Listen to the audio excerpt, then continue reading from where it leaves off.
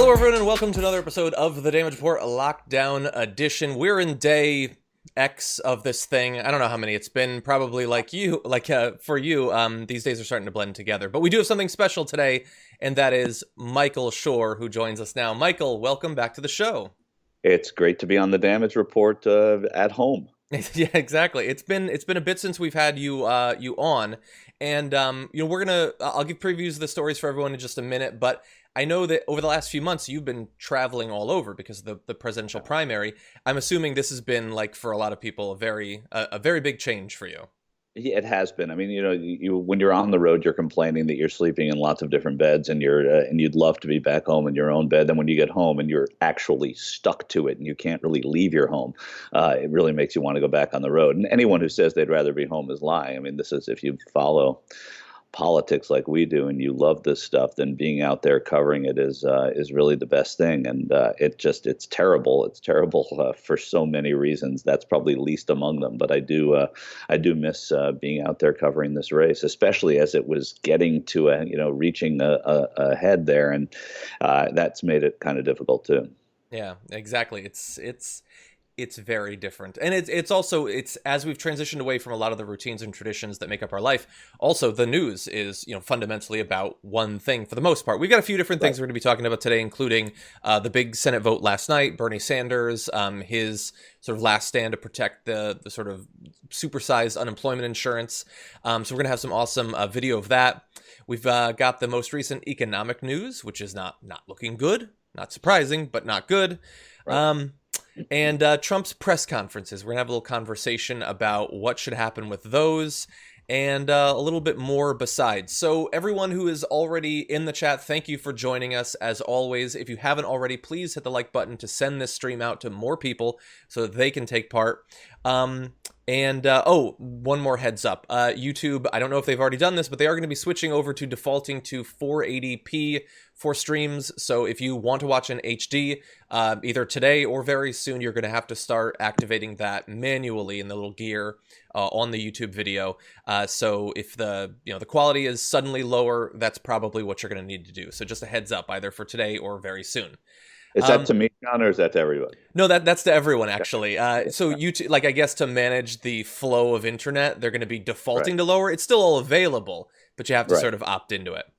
Okay, and with that, why don't we jump into the news? Last night, big vote on the Senate financial stimulus bill, and Bernie Sanders was making sort of a last stand to stop some who were trying to strip out the additional money that would be going in unemployment checks to those who have lost their jobs as a result of this crisis. He vowed to hold up the stimulus legislation with a demand for stronger conditions on the bill's corporate welfare fund if the Republican senators refuse to drop their objections to the unemployment provisions. And we want to show you just a little bit of some of what he was saying in his address to the senators. Some good stuff here. So here's the first bit. The other thing that this bill does, which is right, is it says, okay, we are in the midst of a horrific crisis, unprecedented in modern American history. So not only are you going to get your regular unemployment benefits, we're going to add another $600 a week to it. And now I find that some of my Republican colleagues are very distressed. They're very upset that somebody who's making $10, $12 an hour might end up with a paycheck for 4 months more than they received last week. Oh my God, the universe is collapsing. Imagine that. Somebody who's making $12 an hour now, like the rest of us, faces an unprecedented economic crisis with the $600 on top of their regular unemployment check, might be making a few bucks more for 4 months. Oh my word, will the universe survive? How absurd and wrong is that? What kind of value system is that? Meanwhile, these very same folks had no problem a couple of years ago voting for $1 trillion in tax breaks for billionaires and large profitable corporations. Not a problem. So you saw their comparison to how willing they were willing just a couple of years ago they were to give trillions of dollars away. Not to mention that we're in the middle of potentially the biggest single financial bill slash stimulus slash whatever. But they have one problem, and that's with the idea that people might temporarily make a little bit more money as they're hunkered down, worried about their lives and the lives of their family. Michael, what did you think about some of the back and forth that you've been following in this Senate process? Yeah, I thought it was a terrible look from Ben Sass and Tim Scott and Rick Scott and Lindsey Graham to be out there taking this bill apart on that issue. If you're going to take it apart on some issues, that it went too far, that it goes too long, that the amounts were too high in general, but on the notion, the implied notion that people in Tim Scott's state of South Carolina are going to try and go on unemployment and not go back to work because they would make a little bit more. That's just an insult to America. And the way that that was processed by these four senators as an outrage, at least was set aside because they didn't have very much support over it. It was also something that had been hammered out with the White House and the Senate leadership, so it wasn't going to go anywhere anyway. And it did give Sanders a great opportunity to talk about the things that he talks about best. And I think that he's an important senator in that regard, just to keep people real, as it were, about that. Let's go to just a bit more of what Bernie had to say, and here he's talking specifically about how originally, before the extra 600 was added in, there were going to be stimulus checks, but that they were going to be sort of scaled down for people who already had less money. But when it comes to low-income workers in the midst of a terrible crisis, maybe some of them earning or having more money than they previously made. Oh, my word, we got to strip that out. We got to tell those poor people that no matter what. And by the way, when the McConnell bill first came up, unbelievably, and I know many Republicans objected to this, they were saying that, well, we want to give whatever it was, $1,000 or $1,200, but poor people should get less. You see, because poor people are down here, they don't deserve, they don't eat, they don't pay rent, they don't go to the doctor, they're somehow inferior because they're poor, we're going to give them less. Well, that was addressed. Now everybody is going to get the $1,200, but some of my Republican friends still have not given up on the need to punish the poor and working people. You haven't raised the minimum wage in 10 years. Minimum wage should be at least $15 an hour. You haven't done that. You've cut program after program after program, and now, horror of horrors, for 4 months, workers might be earning a few bucks more than they otherwise went. Well, needless to say, this is an amendment that is coming up. I don't think it's going to go very far. And if it does go far, I will introduce an amendment to deal with the corporate welfare, the $500 billion in corporate welfare, which is, to me, a very serious problem. But I do not think they're going to get the 60 votes, and that will be the end of it. So, look, Michael, I think ideally he could have stopped them from blocking the unemployment, and also that something substantive could be done to provide additional safeguards over that gigantic slush fund, which they're saying is $500 billion, but there's a lot of reason to believe that in the end it's going to represent far more money. I guess it is certainly a win for him, both in terms of substance, but also in terms of optics. And to have the Republican Party, the stand that some of them wanted to make was poor people are making out too good in this pandemic. That seems like a weird choice. It's a bad political choice to have made. And, one of the other things to remember, Senator Kirsten Gillibrand yesterday called this first bill triage, right? This is where you take the patient right away when they get to the hospital. This is the triage bill, and there are going to be bills that follow. But one of the important parts of this is, and I think perspective is important too, is that this was a $2 trillion bill. An annual appropriations budget is between 1.2 and 4 trillion a year, and they take months to put those bills together. This bill was cobbled together in days, which is pretty extraordinary when you listen to the fact that you have Bernie Sanders and Tim Scott on virtual, polar opposites of the spectrum there, that everyone was able to come together and get something. So I think that a lot of I spoke to a couple of Democratic staffers yesterday, no senators, but Democratic staffers who said, look, they didn't care what they had to give away as long as they were able to cover the people they were able to cover, and they did so to some margin. And of course, they didn't care at all, but they were willing to give up a lot in corporate to get as much as they could for working Americans. Yeah, and I feel like, my God, when we finally check in 6 months or in a year, 5 years, we look at the long term, what was done with this fund, I think it is going to be a gigantic debacle. Like the idea that Steve Mnuchin, a guy that we're going to turn to shortly, that he's the one who, at least for the near future, is going to have supreme authority in terms of doling that out, and that some, Senate panel he might have to go and speak to briefly if he waives any of the protections that are baked into the bill. I know that all that was designed to make us a little bit less worried about what's going to be done with this huge sum of money, this unprecedented sum of money.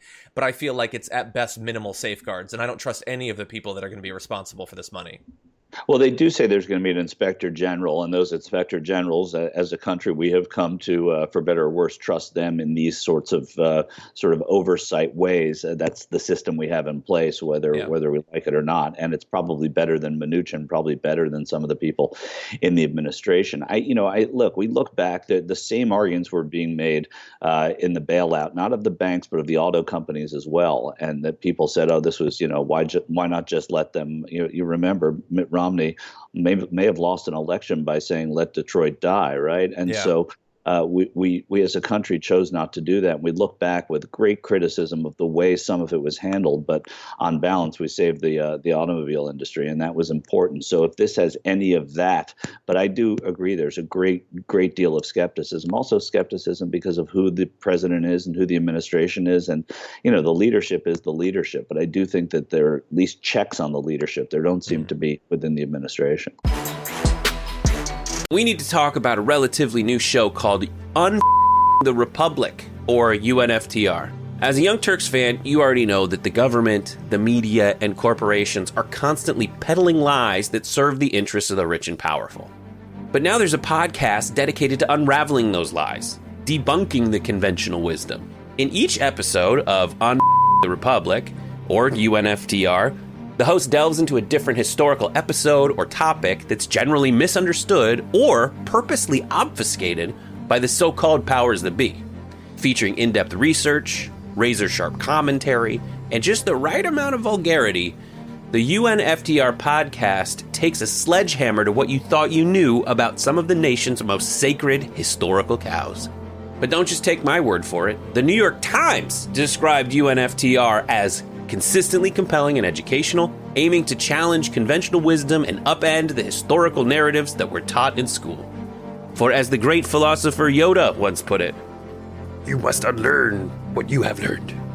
And that's true whether you're in Jedi training or you're uprooting and exposing all the propaganda and disinformation you've been fed over the course of your lifetime. So search for UNFTR in your podcast app today and get ready to get informed, angered, and entertained all at the same time.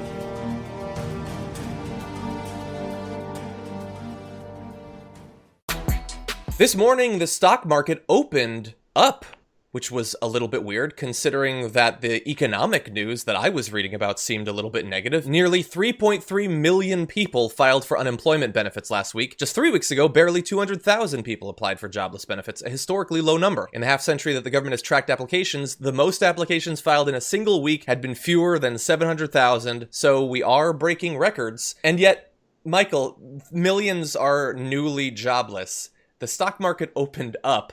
I sort of get it. The bill was passed, but that really does seem weird. And for those who have always believed that talk of the economy that's focused around the stock market, that the experience of working Americans, the experience of those in Wall Street is fundamentally unlinked, this is going to seem like some evidence for that. Well, no question. I mean, listen, I'm not someone you bring on to talk about the economy. I don't know macroeconomics or microeconomics really well, but I do know that the market likes certainty, and at least having the bill makes it more certain. That said, all of these people out of work, to me, translates as uncertainty. The other side of it is, those people who are out of work are being hopefully bolstered by the bill that was passed or will be passed by the House presumably today. And that's another story too, John, is what's going to happen in the House. If one person, one member, one Louis Gohmert shows up and says he doesn't like it, then it's all done. But we'll get to that maybe on the phone later today. The whole thing about this, the jobless numbers, is it should be frightening. But of course, I guess Wall Street sees that as, well, payrolls will be down, and that means earnings could be up if payroll's down. And I don't know that that's exactly right, but that's what it translates to me. Yeah, I mean, maybe it's just one of those things where it's like, hey, something is happening, that's good, and so it's temporarily up, but it might not mean anything. I guess that's possible. Yeah.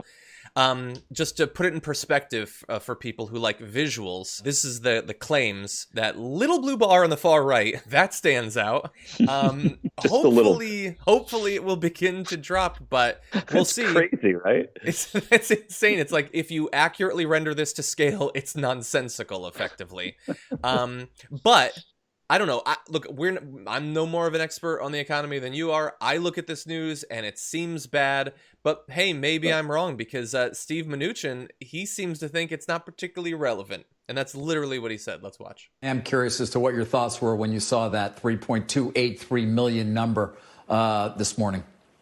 You know, to be honest with you, I just think these numbers right now are not relevant. And, you know, whether they're bigger or smaller in the short term, you know, I mean, obviously, there are people who have jobless claims. And again, the good thing about this bill is the president is protecting those people. So, you know, now with these plans, small businesses hopefully will be able to hire back a lot of those people. The 3.3 million, not particularly relevant. Seems like a weird way to put it. And also, the way he's saying the president is protecting these people, as if it's not the Congress and the elected officials, that the people elected as well that are doing it. That always irks me when he says things like that. Yeah, and like, I guess Trump is theoretically not going to veto it, so that's compassionate of him, I guess. But I would not, like, of all the people that I would say have been sort of outspoken champions for making sure that we provide as much aid as possible to individuals, workers, and those who have recently lost their jobs, I don't think he cracks the top 20. And like, he has certainly, he's been talking about concern for the economy and wanting it to get restarted no matter what. We're going to turn to that a little bit later on. But in terms of like, even sort of like shallow, substance-free, right-wing populist appeals, I'm not hearing that much out of him. But I guess Mnuchin's got to pitch it that way. Mnuchin, like I've said many times, I don't trust him being involved in this pretty much at all, but he is definitely a horrible person to put out there in terms of crafting a message. Like, he looks like as if Wall Street constructed something in a basement, and like just something that's powered by liquified greed. It's a weird person to have out in front to reassure me. Maybe it's more reassuring to CEOs. But it's interesting that the Secretary of the Treasury is a weird person to put out front to reassure people about the economy in general, right? And you're right. And that speaks to the problem this administration has had from the beginning. Rex Tillerson was a terrible person to put out there to talk about international affairs. He was a ExxonMobil CEO. So that has infected this administration from the beginning. Listen, you're going to get an investment banker, a treasury, generally speaking. You're going to get people who've been in the banking industry for a long time. But the sort of flip way that he talks about this stuff, and he feels almost disconnected to it. And I shouldn't say that. He's really been in the trenches on this in terms of disconnection. He's been in the trenches on the Hill talking with both sides, and both sides have actually given him a little bit of credit for helping here. Maybe it was better that he was there instead of one of the, Mick Mulvaney or Mark Meadows heading this thing up. So to that end, maybe it's a blessing. But yeah, the disconnect, and also the celebration of good jobs numbers compared to how they treat the bad jobs numbers is really another disconnect. Yeah. Yeah, I saw it maybe as a sort of micro example of that disconnect. The GOP Twitter account, I don't know if you saw this a few days ago, they like tweeted out like the Dow just had its biggest rise in 3 years or something. And it was like when you zoom, so they showed a little bit of it. When you zoom out, it had cratered for weeks. Then it went back up, but it could only move that far because it had cratered. And it was still way below where it was a few weeks ago. It's like amazing. There really are alternative realities playing out. In sports, if you win the Comeback Player of the Year award, it means you had a terrible season the season before. Exactly. Yeah. I'm curious, though, maybe it's a little bit harder for you to, interact with some of the people in DC that you might usually get information from. But so I'm effectively a complete outsider to that process, not a big person in terms of having contacts. It looks like this bill theoretically could pass. Nancy Pelosi says that she expects wide bipartisan support. As you point out, maybe a Louis Gohmert could step in. What do you think about that possibility? Are you fairly confident that they've settled around this formulation? I am, and I think Nancy has a pretty good hold on her caucus, so it's not a and she has a good beat on how the House is voting. And I don't know what her interactions with McCarthy have been like over the past several days. But one of the interesting things about the process is that I have spoken to some members of the House over the past few days who have said to me that they just don't want to go back to Washington. Older members of the House who are actually wary of going on to the House floor with all these other people. One of them said to me last week, a week or so ago, John Lewis was on the floor. He's fighting pancreatic cancer. What if somebody came in contact with him? Of course, he was just waving and staying his distance, but nonetheless, there are 435 people in what becomes a small room once they're all in it. The other side of it is that this, they're doing it under a unanimous consent, and which is great. It's an easier way to pass a bill, but you say without objection, so ordered. If there's an objection, then they all have to come in and vote. So if Louis Gohmert or Chip Roy from Texas or Andy Biggs from Arizona come in and they want something different in this bill, then you're going down a different path. I'm hopeful, and I think most people are, that McCarthy will get his troops to say okay to this. Yeah, and look, I can understand their concern about packing in there, like after the whole Rand Paul thing of him supposedly being very flippant about the possibility that he had it, and it does appear to be spreading. I guess we'll see, because look, even if this passes, this is the initial volley that's supposed to help in some ways. I have massive concerns, but in some ways it's supposed to help.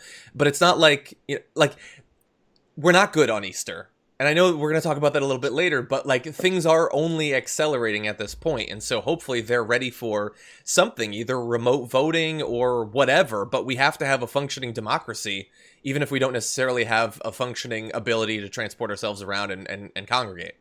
Yeah, and with remote voting in the House, that's sort of what the unanimous consent bill is. It's sort of remote voting. It's voting by proxy. We don't need to vote on this. It passes without objection. And I can't see the politics of objecting to this working for any of these people except in their districts. But the National Republican Party does not want anyone to stand in the way of this passage, because then it immediately will go on to the Republicans if it doesn't make it through the House, and everyone has to come back, and this gets delayed even further. And to your point about remote voting in the Senate, yeah, it's a constitutional thing, and it does set a bad precedent later, and there'll be times when we've wanted votes that we are in favor of and they can't get them because XYZ senator can't come in from wherever.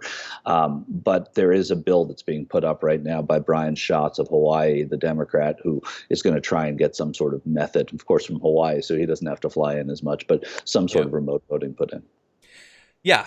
I mean, you can, especially for the people who are literally on quarantine themselves, you can have medical proxies for certain sorts of medical decisions. Just got to integrate a little legislative power there too.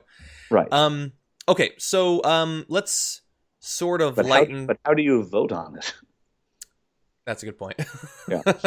It's a chicken and egg thing. Chicken and the vote.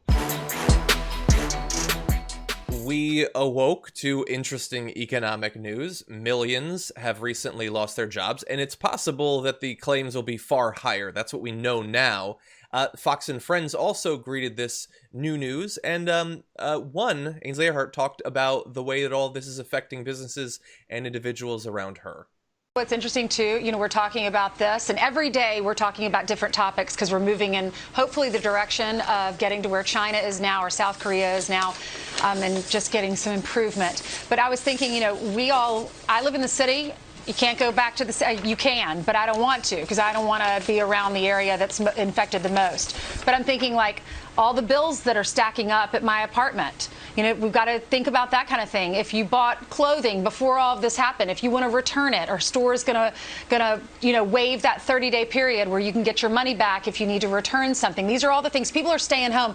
Women, I mean, y'all don't think about this, guys, but this is not a priority. But women have to get their hair done. I saw someone tweet out, you're going to see what color our real hair is because our roots are going to grow in. Women, all my friends are saying, this is not a priority. People are dying, and I realize that, but they can't get their nails done. Businesses are closed everywhere. We're in priority mode right now. It's pharmacies and it is grocery stores. Those are really the only places people are going now. Steve? Look, I'm going to acknowledge that she did keep saying that the things she was going on about are not priorities. That's true. But she was using, a nice chunk of one of the most watched news shows in the entire country to talk about that this is the issue. As a chyron says, over 3 million people have lost their jobs. Right. I don't know. It seems weird.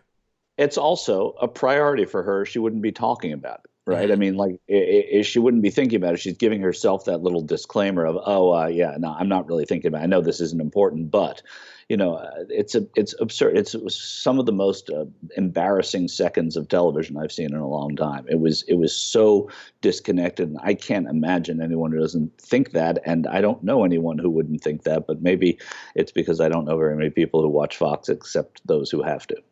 Yeah.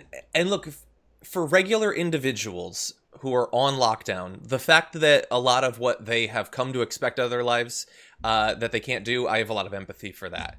But she's supposed to be one of the people who delivers news to millions of people every morning. And one of the parts of that video that a lot of people aren't focusing on is she says, as we get to the point like China where we're sort of moving past this, she is participating perhaps in a lighter, less propagandistic way in the idea that we're good by Easter. We're good in a couple of weeks. We're almost through this. Right. We're not already almost through this. I look at these coronavirus numbers all the time.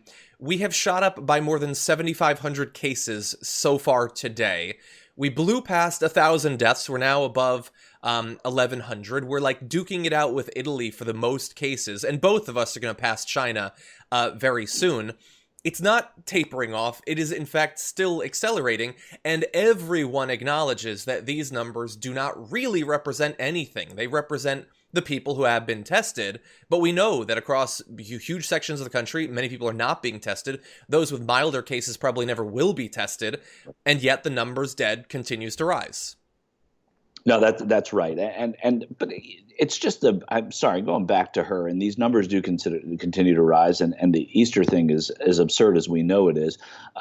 But I mean, this is not about the people who can't get their hair done, right? This is about the people that can't cut their hair, that can't dye their hair. Those are the people that are in trouble here. It's not the people who can't get their hair cut. They'll get their hair cut one day. But how do you catch up if you're not getting those tips, if you're not getting those wages for cutting the hair, for doing the nails, because you have to be shuttered? It's so misses the point of what the problem is with this economy now. It's not because the luxury things that Ainsley Earhart wants are unavailable to her. Do what you do at home, right? I mean, most Americans don't pay $300 to get their hair dyed. They go in the shower and they probably put some hair dye in, right? Yeah. I mean, I don't know, but it's and I really don't. This is my hair, but it's so talks about the two Americas, right? And that's exactly what Fox exudes in that clip. Donald Trump's new thing, I guess, over the last 24 hours is that his call to sort of reinvigorate the economy by Easter, by April 12th, the strike back against that from everyone, all the experts, isn't that they know better. It's that they want to keep things locked down to hurt him. And this has become very explicit in his social media activity with tweets like, the lamestream media is the dominant force in trying to get me to keep our country closed as long as possible in the hope that it will be detrimental to my election success. The real people want to get back to work ASAP. We will be stronger than ever before. I hear that fake news CNN just reported that I am isolated in the White House, wondering out loud, when will life return to normal? Does anybody really believe that? There was no leak. They made it up. They are corrupt and fake news. I've been packed all day with meetings. I have no time for stupidity. He makes the time, I think. You you find the time. But anyway, so he's saying every that, afternoon at around 5. I know we'll get to that later, but he does make time for that later.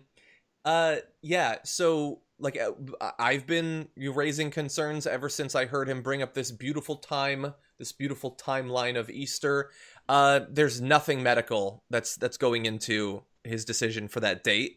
The doctors have been very clear. If he does this, to the extent that he can influence it, because a lot of this is on the governors and mayors and things like that, it will be absolutely disastrous. And pointing that out is not just trying to hurt his approval rating or his re-election chances. People are desperately trying to save as many lives as possible.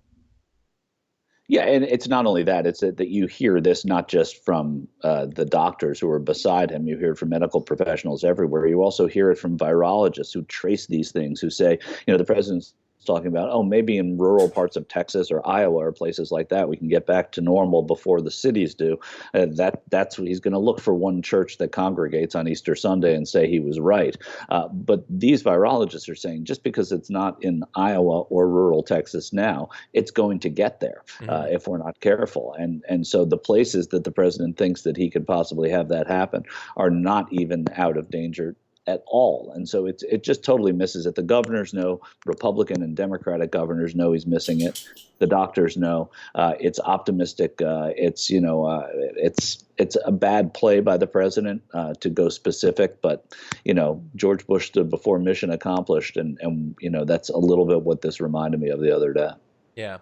And so when I look, I should not be the person who's choosing the date, obviously, that we roll back some of the stay at home. No. But I would argue that based on this screenshot that I took this morning, I don't think we're quite there. It's certainly not on that trajectory for April 12th. No, if we can flip it somehow, maybe, but no, not the way it's looking right there. And look, hopefully, like I know. What do you think of that? What do you think of that idea? Of what? Just as a term, I just thought of flatten that curve, not flip, just flatten the curve. That could be a hashtag. I think you should go with it. You do the damage report daily. You can use it whenever you want. I'll try. Hashtag TDR Live. And look, thankfully, like here in California, Gavin Newsom seems like he's ready for us to go for quite a while with the social distancing. Eric Garcetti, I think last night, said that we're looking at least 2 months. And that, based on what I've heard from medical professionals, that seems quite reasonable. Many would say that is not extreme enough, that we are still being too lenient in allowing people the amount of freedom that they're having to congregate and those sorts of things. But certainly as a bare minimum, it seems like a good call considering the numbers that we're looking at. And I wanted to add one more thing. So I don't necessarily agree in general with a lot of these individuals, but a group of 32 prominent economists from both parties published a letter yesterday arguing that saving lives during the pandemic doesn't need to conflict with saving the economy. Let me give you a bit of that. Our paramount concern at this moment should be to slow the spread of this virus and equip our healthcare system to effectively respond. Saving lives and saving the economy are not in conflict right now. We will hasten the return to robust economic activity by taking steps to stem the spread of the virus and save lives. These collective efforts will allow more businesses to get up and running again as soon as possible and minimize the severity of the economic hardship on the American people. And look, I'm not an expert on medicine, I'm not an expert on business, but I have a feeling that if you tell everyone to go back and bodies start piling up, I feel like that has to have some sort of negative economic impact. I'm not an expert. I admit that. And that's what some of the people who are not economically savvy the other day when this came down, when Dan Patrick, the lieutenant governor of Texas, was talking about it, was like, no, that doesn't help the economy. This is not good for our economy. Even if you take what he said at face value, which of course I didn't do, but some did, and many did, shockingly. I think that it's an absurd notion, even on the basic economics of it. Yeah. I'm curious. I know that they would say that I have Trump derangement syndrome. I'm driven by complete animus towards the president. I get that. You're potentially more objective. What do you think is going through his mind when he continues to push for April 12th, like a little bit more than two and a half weeks away, potentially advising states, many of which won't listen if they're blue states, if they have good governors, but some red states, they're not going to want to, seem to be going against what Donald Trump wants. So what is actually going through his mind when he's pushing for this timeline? I mean, I think the morning of April 13th, where he can point to one church that celebrated Easter that had been closed the week before. That's the only thing I'm thinking of, that he can do that and he can say that he won, that he was right. He's always right. It's all about his narcissism. I mean, I don't. I'm not terribly impartial when it comes to him. I can be objective when it comes to just about anybody else, but not Donald Trump. But this is his narcissism in full play. It's a playbook, and it's a playbook that he's actually pretty good at, right? Setting himself up and then finding a way to say he delivered even when he didn't. And that's what I think is in mind for April 12th, that people are going to be tired of this by then, which they are by now. And he's right. They'll be more tired of it with every day that goes on. But on April 13th, he can say, hey, look, here in Racine, Wisconsin, you had some people that went into a church that they weren't there the week before, and they're celebrating Easter. They resurrected, right? That's probably all he knows having to. But you asked me what I think that's on his mind. I do think that's on his mind, is how can we turn this into something good for me? And that's his way of doing it here. And it was probably off the cuff also, Yeah, that's possible. And once he's said it, then theoretically he might feel like he has to keep saying it. I would say that if we find out on April 13th that one church did congregate, I would check in with those individuals on like April 18th, because I think there's a good chance some of them might have coronavirus at that point. For the past couple of weeks, Donald Trump has been giving at least daily press conferences, and they have become more and more stand-ins for his rallies with every passing day, with Donald Trump frequently spreading misinformation, even information that has already been corrected, telling people about changes that have been made that are more than a year out. Raising hopes falsely, unfortunately, and having to be corrected in real time by people like Dr. Fauci. And I think the question has sort of grown in a lot of people's minds. What is the media supposed to do about this? So we've brought the media on the show. Michael Shure, should networks be broadcasting these press conferences? Is it the responsible thing to do? I don't know anymore. I think the networks that have somebody in the room are going to want to do it because they're going to want to showcase their reporters there if they get an ask. But they can do that by clipping it as they do on an average day when it's the White House spokesperson or, somebody else from the administration, and they ask the question. If you're watching NBC, you're going to see Peter Alexander's question and answer in that broadcast later in the evening. I don't think there's enough there, and I think that it actually could be dangerous to show what the president is saying. It's an amazing thing to be able to say that, but dangerous to be able to show that when it's not fact-based, and this is so serious. So I do think, and I tweeted about this the other day, I don't think this should be shown in its entirety. I think that you can get the highlights, and I think that you can ask for Dr. Birx and Dr. Fauci to do separate press conferences, and the task force, maybe the vice president would allow that. That hearing from the president is not reassuring and it's not accurate, but hearing from the doctors is always helpful. Yeah, I mean, he has repeatedly lied. He has repeatedly, even about programs that are going to happen. The timeline is never what he implies it is. Yeah. His references to miracle drugs that are going to cure this thing potentially have already generated a body count. Theoretically, I'm not saying anything. I'm just saying. And so I certainly think playing the portion of the speech where he is at the podium live seems incredibly irresponsible. He can be relied on to lie, and it is impossible for people at home, many of whom they're terrified, they're stressed out. How are they supposed to know to fact check all of this when they're just desperately trying to find out what's going to happen and they are being lied to? Now, maybe someone like Dr. Fauci, you can play his section. He seems to have been relatively straightforward and honest throughout this. But the rest, if Donald Trump makes some sort of announcement that's important, that people need to know, you can clip it out, like you said. You could play it afterward and add context to it. It should, like, the fact that some of this would be unfiltered seems incredibly irresponsible. Yeah, and look, I mean, the practical elements of this are such that the president doesn't give us edicts. He doesn't tell us what we should be doing. It's important, I think, to air what the mayors and the governors are saying. They're actually doing things. The president is overseeing a group of people that are overseeing a lot more. And I don't mean that to this president or the office. I don't mean to the office of the presidency, but this president doesn't do that well. And if the role of the president is to be the comforter in chief to a degree, at times that is part of the role of the president, even if you like or don't like that president.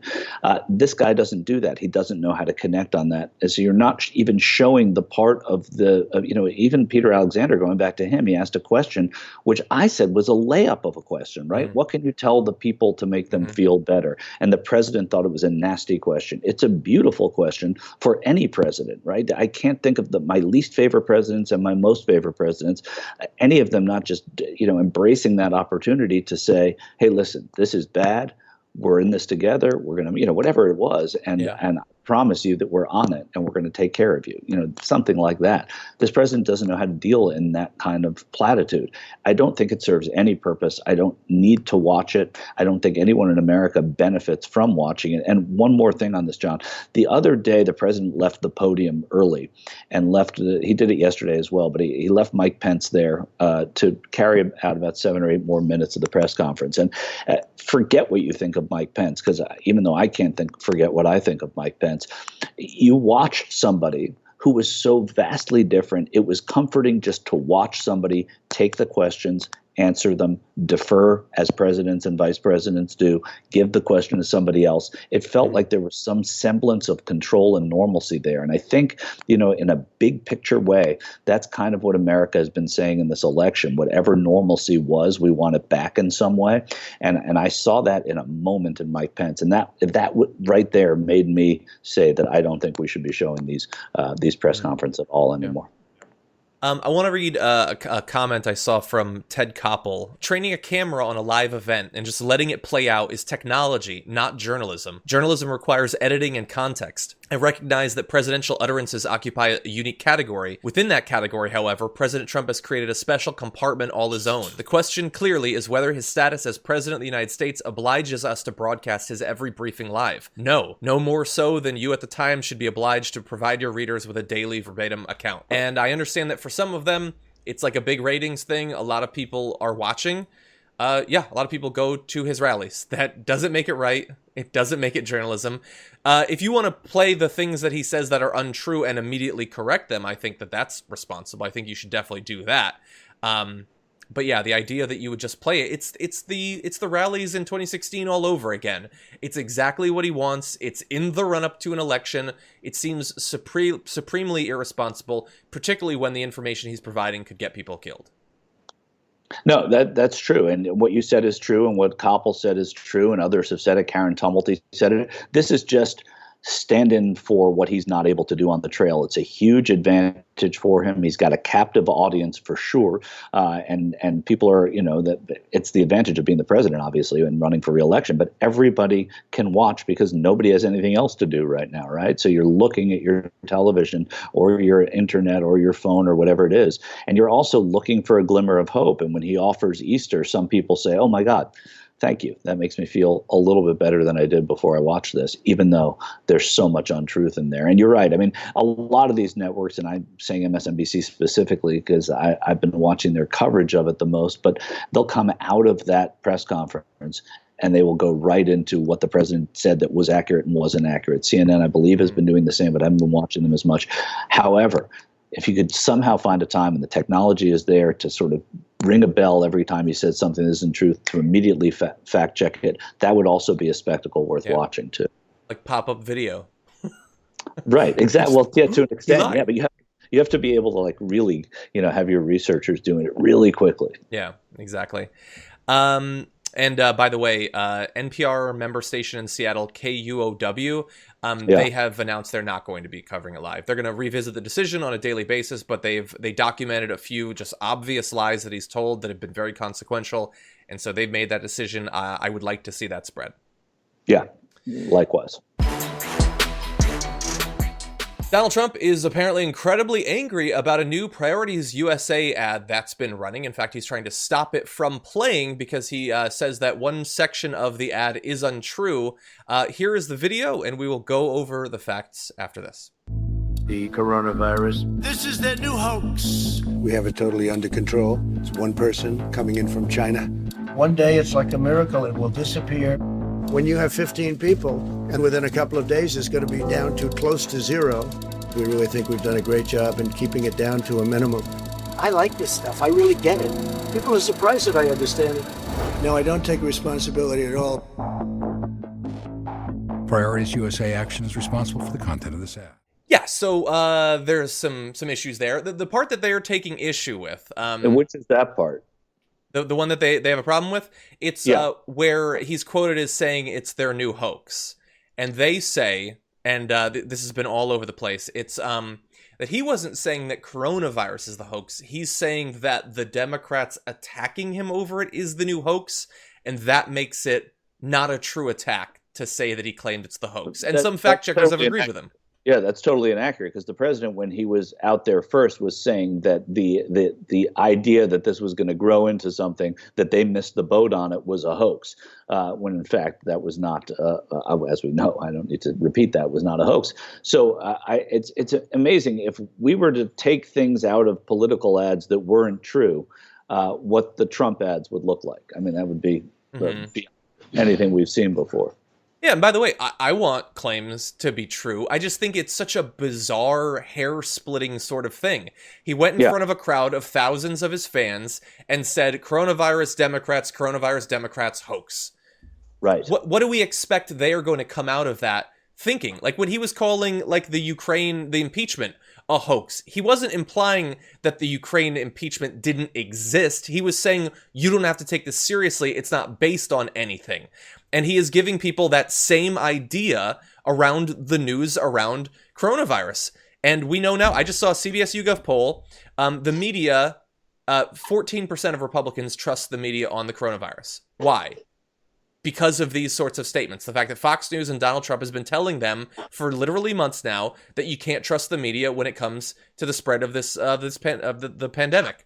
Right. And so it's such a weird thing to say that it's not accurate. He was deceiving them around it. He was implying that they shouldn't trust it. He got what he wanted. It also means it's a devastating ad.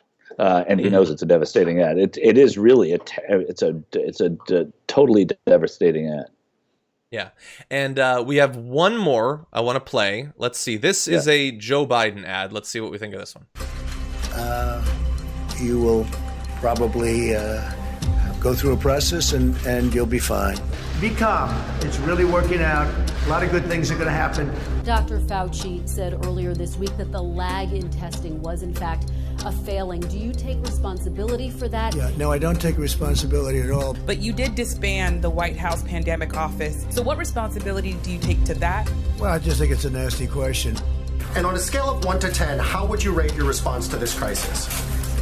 I'd rate it a 10. I think we've done a great job. What do you say to Americans who are scared, though? I guess nearly 200 dead, 14,000 who are sick, millions, as you witnessed, who are scared right now. What do you say to Americans who are watching you right now who are scared? I say that you're a terrible reporter. That's what I say. I think that is actually a more devastating ad, showing the video of him saying it. And we were talking just a minute ago about that question. What do you say to the people who are scared? That feels like that just happened. There are 6 times as many dead that we know about as in that.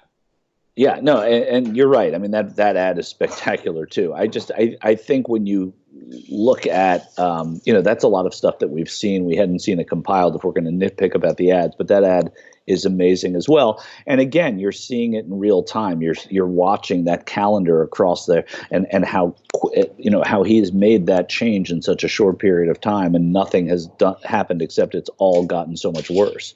I think, look, these are the messages that the Democrats and the opposition to the president have got to make, and now in real time is the best time to make them. And I think it's working. I think people are seeing it for what it is. So you think, all the guests I've been having on over the past few weeks, we've been having a back and forth about if this plays out the way it looks like it will, in no small part because of the federal government's complete heel dragging on doing anything about it. Is that a bad thing for Trump in the election? And I think the initial expectation was, yeah, it'll be a disaster. He'll be responsible for it. Of course, it's going to hurt him. The counter argument is that he will pitch himself as a wartime president. He already went through one news cycle of saying that. And he's been using media coverage of his press conferences to create a facade of him being a responsible, reliable leader who's taking this seriously when it's 100% not true. He just said literally yesterday, nobody's done the job that we've done. We passed like 75,000 cases a few minutes ago. Right. Will the message get through to people, or will his expert manipulation of things, his brand building, is that going to win out over potentially ever rising numbers of deaths? Well, I don't think that he is going to win any votes here. Personally, I don't think that anything, if you look at the 2018 election map and the types of people, the demographics who were voting for Democrats then, some of whom voted for Republicans in the previous election, I don't see anything that the president's doing now moving that dial at all.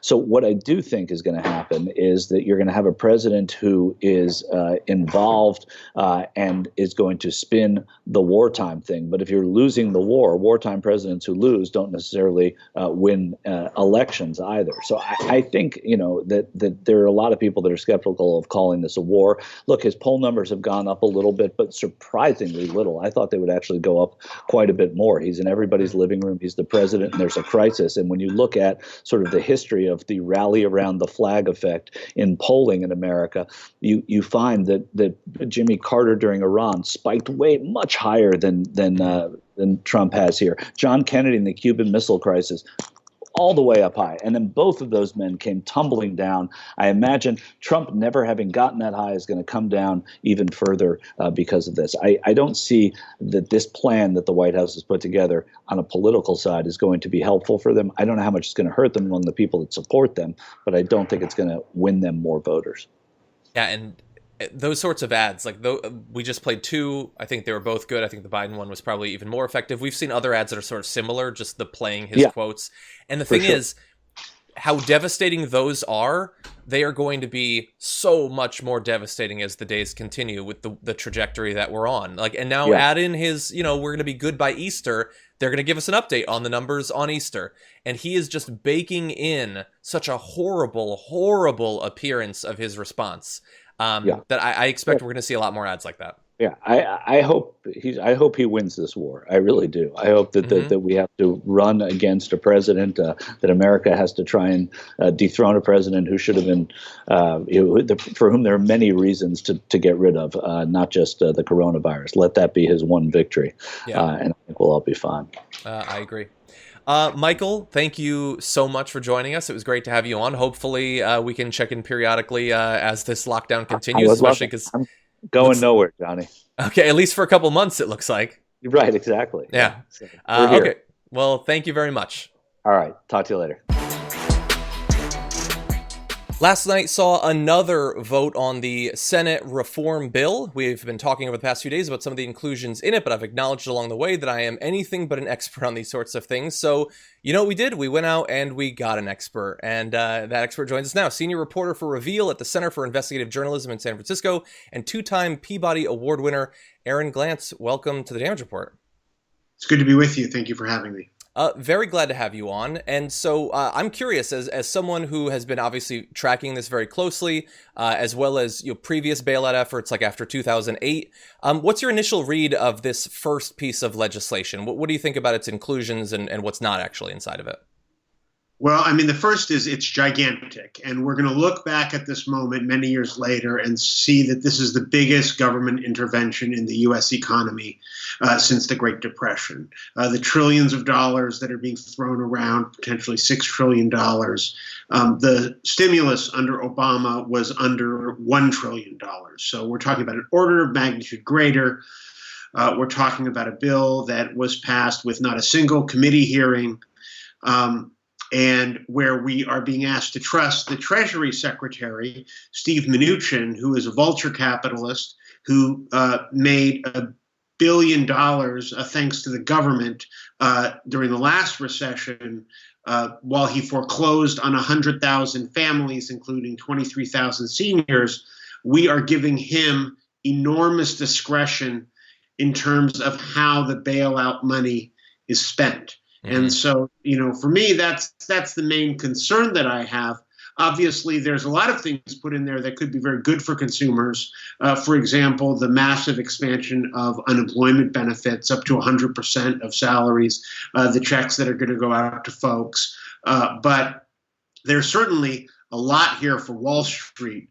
And also, at the same time, importantly, that the Congress is debating this bill, we're seeing the Trump administration move forward with its regular deregulatory efforts. And just today, the banking regulators put together a new rule that they're going to implement that gives banks carte blanche to make high-interest payday loans. So at exactly the moment that people are going to be most vulnerable, the shackles are being taken off the banking industry to offer us usurious products to help us make our rent. So there are so many things to keep track of. It's very difficult, some good, some very concerning. Well, I had not heard about that most recent development yet, so thank you for letting us know about that. I'm glad that you brought up Steve Mnuchin. I'm very worried about his involvement in this, and I know that in the past couple of days, I'm hearing word that they've added new safeguards. So there's this inspector general who's going to be looking into this, as well as you're going to have this committee that's going to theoretically provide some oversight. How reassuring do you find those developments? Does that represent real oversight, a real limitation on what Steve Mnuchin can do with all this money? Unclear. What I understand is that this is in many ways modeled after the special inspector general that was put in place on the TARP, the bank bailout in 2008. Now, anyone who thinks that the bank bailout in 2008 was done in a way that ultimately advantaged consumers instead of the big banks has another thing coming, right?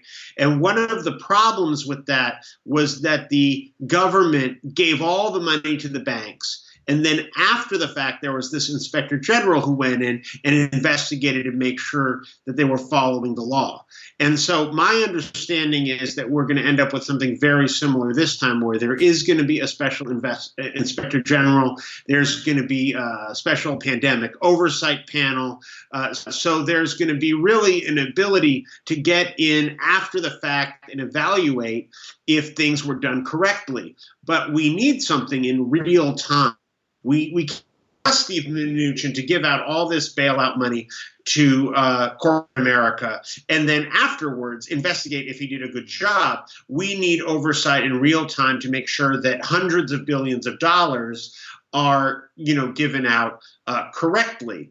And one person said to me yesterday, it's not outside the realm of possibility that Steve Mnuchin and other Trump associates could go around shaking down industries, telling them that they needed to make contributions to the Trump campaign for president, and only then they would get bailout money. Now, under this situation that we have now, there might be a special inspector general who could then come in after the fact and investigate. But we all know that those activities take a really long time. And so the question that I'm asking is, what are the real-time checks on Steve Mnuchin, on other members of the Trump inner circle, to prevent the graft and corruption that may take place from taking place before the money leaves the Treasury?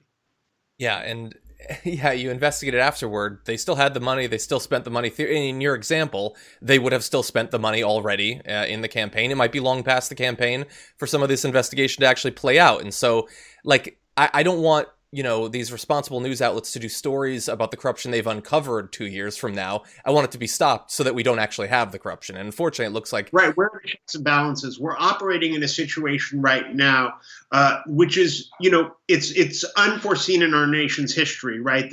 That we would have negotiations over this legislation happening on conference calls, in video chats, because everyone is sheltering in place at home. Mm-hmm. The amount of transparency that we are witnessing now is basically nothing.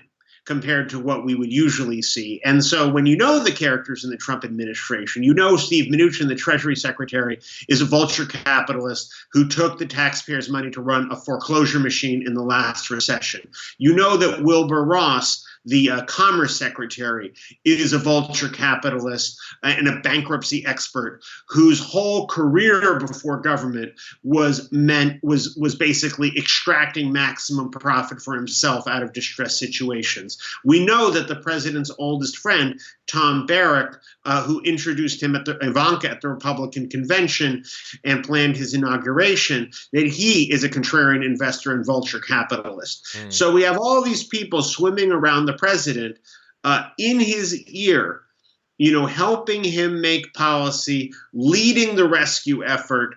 And we're being told that there will be an inspector general, there will be an oversight panel, after the money is out the door. I'm wondering, what are going to be the checks and balances before that? And of course, we are in an emergency situation. And, for a reporter like myself, just like you, I'm at home, you're at home. And so these things are happening behind closed doors. And we can't even, as reporters, do what we would usually do, which would be stand outside of the door and see who comes in and goes out and try to buttonhole them and ask them tough questions. Even that is made more difficult by the current situation. Yeah, it's a historically low level of access to information at the same time that historically large amounts of money are going out the door. It seems like a recipe for a potential disaster. But one that was greeted this morning, at least, with an uptick in the market. Like, we had the news about the more than 3 million new unemployment claims, at least to the initial reports, and yet the market opened up, so they certainly seemed to like what they're seeing out of that bill.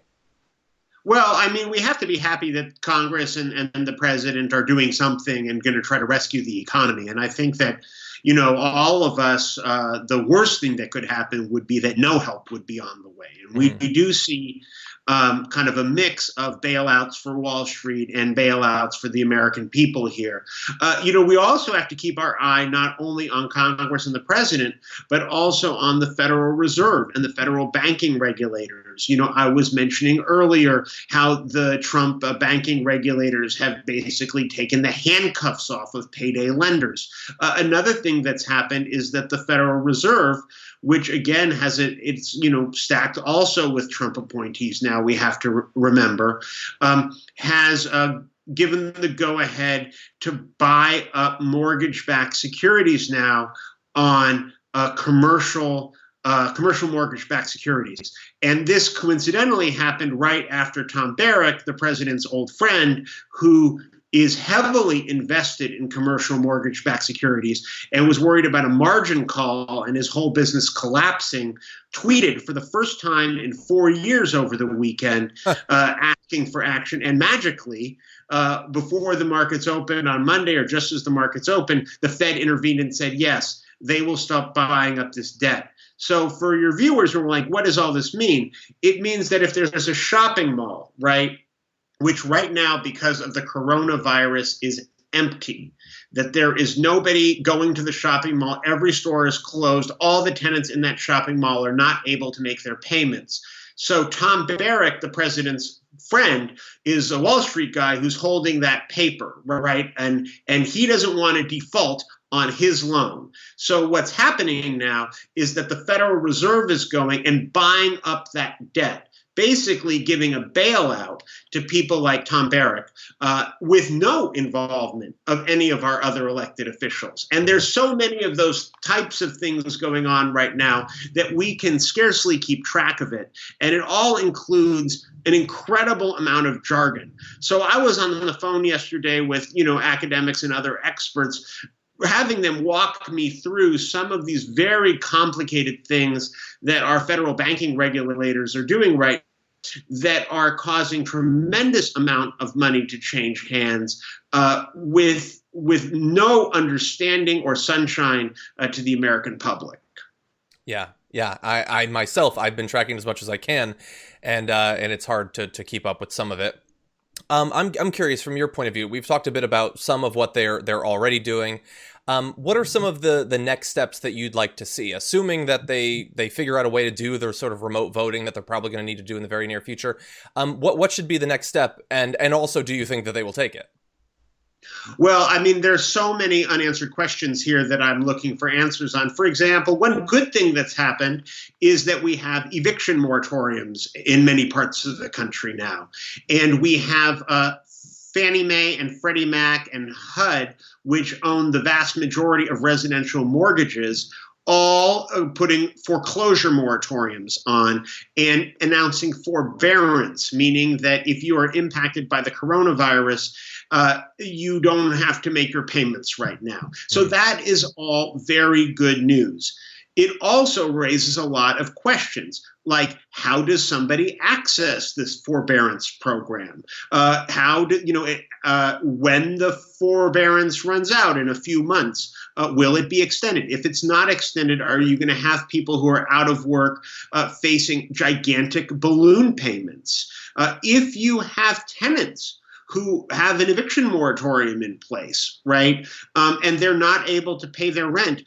There's going to be mom and pop landlords out there that are not going to be able to pay their mortgage on that building. What's going to happen to them? What's going to happen to that building? So there are so many unanswered questions right now. And I'm trying to get a little bit ahead of it, as you can see, asking questions about what's going to be happening in our economy a month or two down the line. Meantime, Congress is up late at night just trying to stop the bleeding. Exactly. Yeah. You are definitely going to have your work cut out for you. And many of the normal tools for doing that work have been cut off. So, good luck. And thank you for joining us today and helping break some of this down. Perhaps we can check in a little bit if they're considering new legislation, something like that. But Aaron Glantz, we really appreciate you joining us. All right. Thank you. Thanks for keeping watch. So with that, thank you everyone who's joined us, and we'll see you tomorrow where Brett Ehrlich will be joining us. We're going to be doing another top 10 list and garbage people. So if you have suggestions for either of those, you can tweet those at me and at Brett. And with that, stay safe. We'll see you tomorrow morning.